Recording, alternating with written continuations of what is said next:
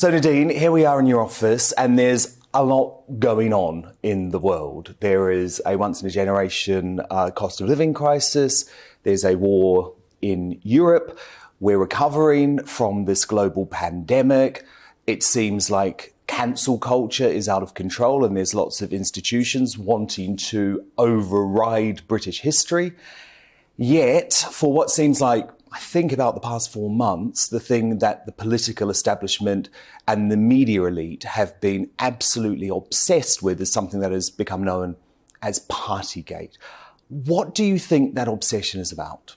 Gosh, well, I think it channels a lot of the post-pandemic emotion that people are experiencing. So I think the way it's being portrayed is not right. But I think it's important to say that the word Partygate is just, it's a misnomer.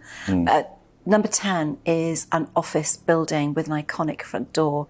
And it was a workplace.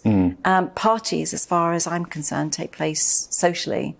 This was people in their own workplace.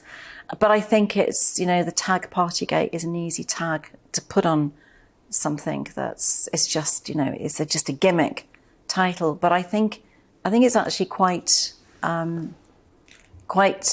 it's misleading. But I know from the Prime Minister's perspective that walking from one meeting to another in a different room, from his office into the cabinet room, and being met with the cake that you never saw.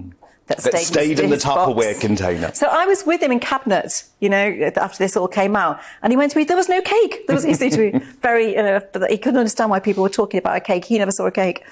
So, and people just wished him happy birthday, and I think words were said about what was going on in the pandemic, and then he went into the next meeting along with Rishi. So I think some of this has been kind of blown out of proportion, and it's a shame, because there are people out there who went through some very, very tough times during the pandemic,